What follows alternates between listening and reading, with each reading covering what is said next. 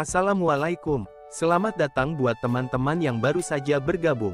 Jangan lupa klik subscribe, agar kalian tidak ketinggalan informasi bansos dari channel ini. Buat teman-teman yang sudah subscribe dan like video ini, saya ucapkan terima kasih. Semoga kalian sehat selalu, dan dilancarkan rezekinya. Amin ya robbal alamin.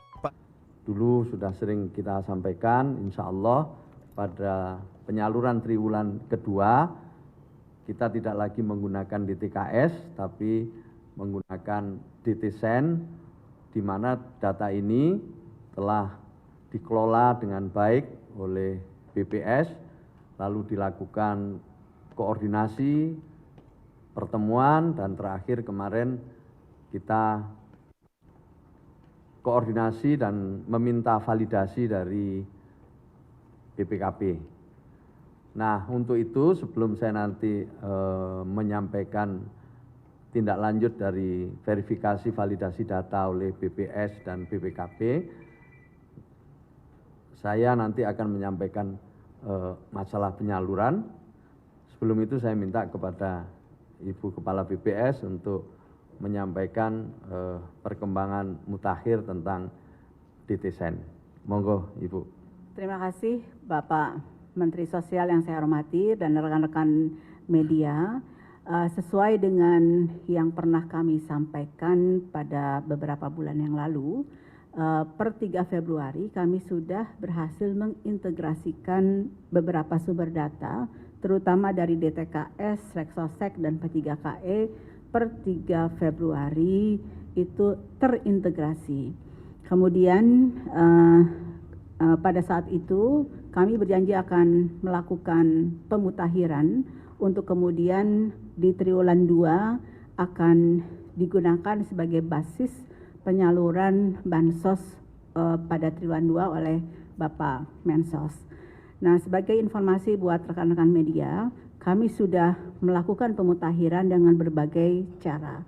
Cara yang pertama adalah bersama dengan Kemensos melalui petugas PKH dan berkoordinasi dengan BPS di provinsi, kabupaten, dan kota, kita melakukan ground check sekitar 12 juta keluarga yang masuk dalam daftar, tetapi kami sekitar hasilnya adalah kami bisa menemukan sekitar 7 juta atau 6,9 juta keluarga yang di ground check, dan itu kemudian kami masukkan dalam pemutakhiran DTSEN.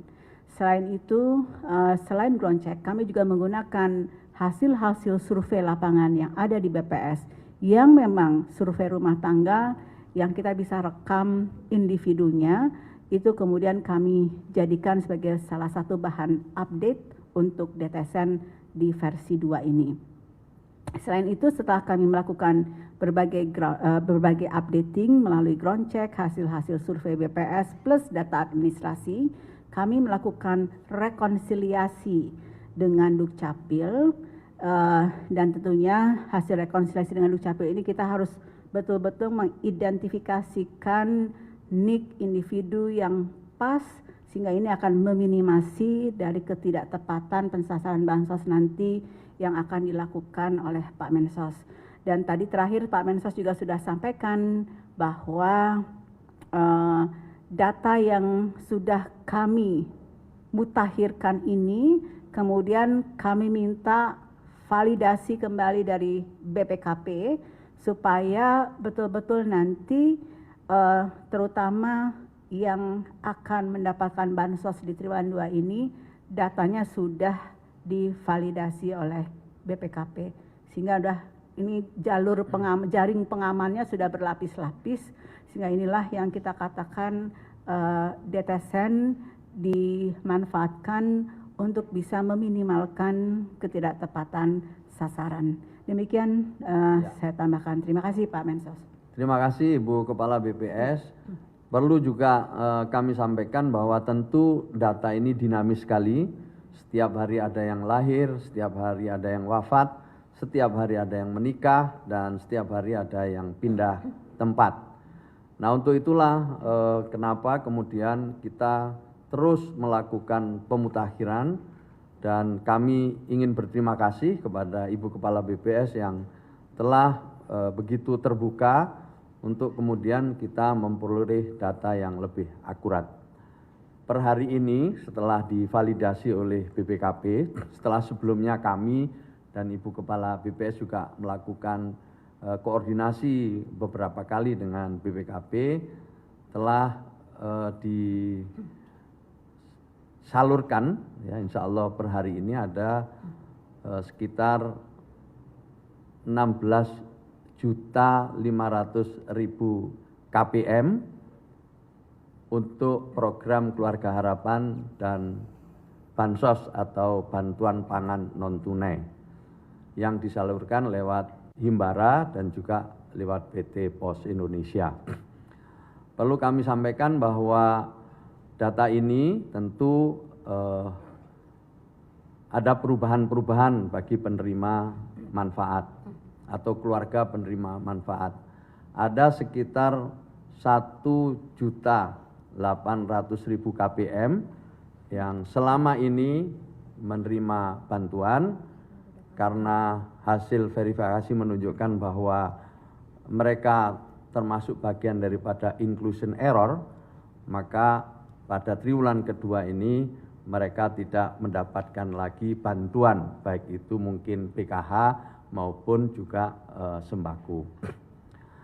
Lalu juga 1,8 ini pula nanti kita fokuskan kepada mereka yang lebih berhak untuk menerima bantuan. Saya ingin sampaikan pada kesempatan ini pula bahwa setelah penyaluran ini tentu kami terus membuka pemutakhiran. Ada dua jalur, satu jalur formal, yang kedua jalur partisipasi. Nah, jalur partisipasi ini sering sudah kami lakukan lewat aplikasi Cek Bansos.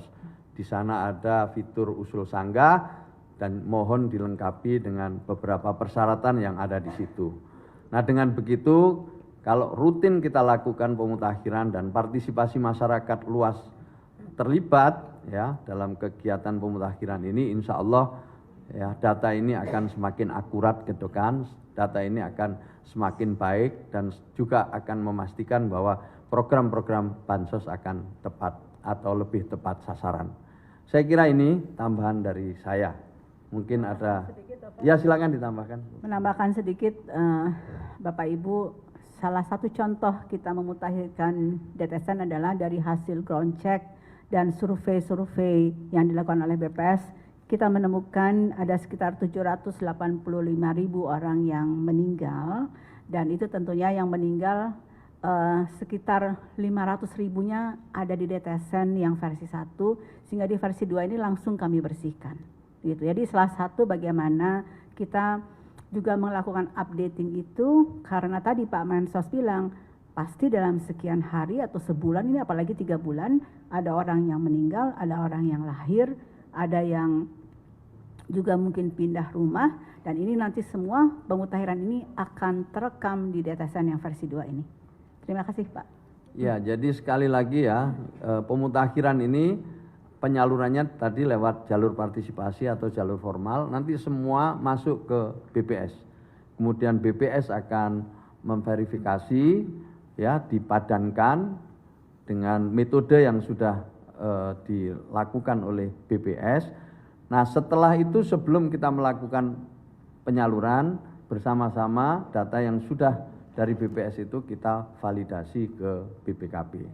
Jadi pengelola data ini tunggal BPS ya dari banyak sumber. Nah, kami Kementerian Sosial turut serta dalam proses pemutakhiran. Itu saja tambahan saya. Silakan kalau ada pertanyaan.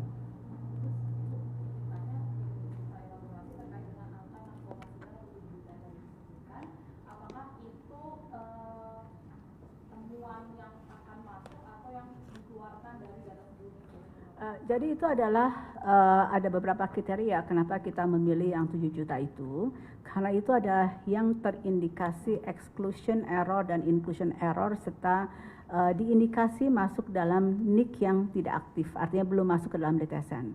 Dari situ kan kita bisa mengklarifikasi, mengupdate dan ternyata ada beberapa, ada yang meninggal memang, kemudian ada yang memang betul-betul harus dikeluarkan. Tadi kan Pak Mensos sudah menyampaikan ada sekitar 1,8 yang memang dikeluarkan karena memang sudah tidak layak mendapatkan bantuan. Itu yang kita sebut dengan inclusion error. Jadi itu yang kita cek tentunya, plus dari ground check itu kita juga ada tambahan metode lain untuk melakukan updating. Jadi ground check itu tidak satu-satunya, tapi ada survei BPS, data administrasi, rekonsiliasi kembali dengan Dukcapil, dan sebagainya. Ya, itu ada tambah lagi, cukup ya? Oh iya, yang belakang itu tidak kelihatan dari sini, cuma kelihatan tangannya aja. Boleh dijelaskan lagi, Bagus, tadi yang dari 1,8 8. itu yang dikeluarkan posisinya sekarang kondisi memang sudah tidak layak ini, dalam artian apakah sudah memang Ya. jadi gitu kan? Ya, itu hasil ground check ya. Jadi ada yang mendatangi rumahnya satu persatu, melihat keadaannya, melihat situasinya. Memang sebelum ini mereka itu tentu menerima bantuan. Tapi setelah dilakukan ground check dengan kriteria-kriteria tertentu oleh petugas atau oleh pendamping PKH dan juga personil dari BPS daerah, mereka dinyatakan sudah tidak layaklah untuk menerima bantuan. Ada 1,8 juta. Nah, ini yang kita keluarkan dan tentu nanti akan dialihkan kepada mereka yang lebih membutuhkan, yang memenuhi kriteria. Tetapi terus terang saya sekali lagi juga mengundang untuk terus kita sama-sama perbaiki data ini. Silakan semua ikut berpartisipasi. Itu juga perlu kami sampaikan terus. Untuk ngajak semua ikut memperbaiki, ikut melakukan pemutakhiran data kita. Saya kira cukup ya.